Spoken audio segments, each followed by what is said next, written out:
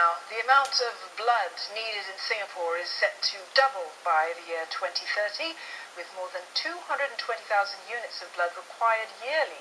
Now, that's despite there not being a shortage currently.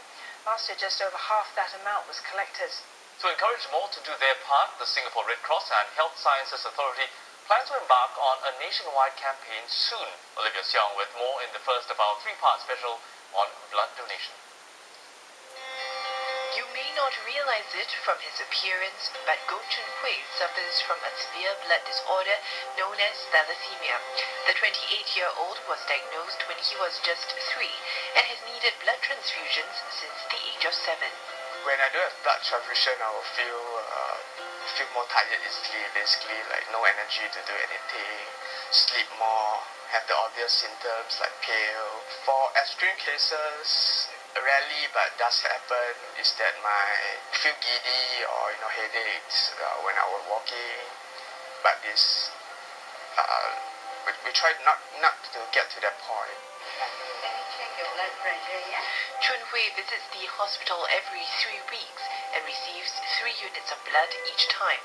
The process takes an arduous 6 hours, but allows him to lead a relatively normal life.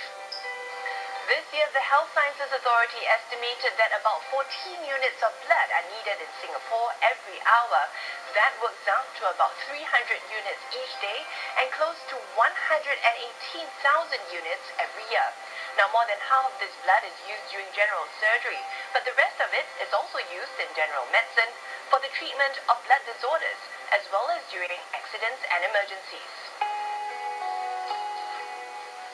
The blood comes from people like Frederick Francis. He's been a donor since 1989 after a close friend died from leukemia. I realized that leukemia patients needed blood, so I told myself I must find the time to donate blood. When we are so blessed with health, we should give something back. The 55-year-old donates blood platelets once a month and is now on the honor roll with 128 donations. My dad was a champion blood donor, so his name's on the board and he's done 50. So I said, I should follow the family tradition. We have a group of friends where we pledge to each other that we say blood donation will be our lifestyle and we shall see who will reach 200 first. But it's hoped more will step forward. Last year, about 71,000 people donated blood, working out to just 2% of the population, or about 1 in 50.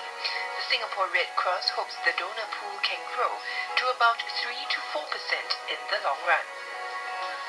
That's because Singapore's blood needs are projected to grow by about 3 to 5% each year, though that's a conservative estimate and could jump as the population ages. More and more people would not be able to donate blood because they have the onset of diseases, they are taking certain medications or even their physical state. We also have to be aware that in a civil emergency where many people suddenly need blood, often people who are willing donors may be called up for other duties, military duty, police duty, schools and all that. So it is critical that a country like Singapore has a bigger pool of blood donors. And it's hoped all this can help more people like Chun Hui. They are more than a lifesaver to me. They actually go beyond that, able to, help you to continue to live on till hopefully, there's a cure that you could benefit from.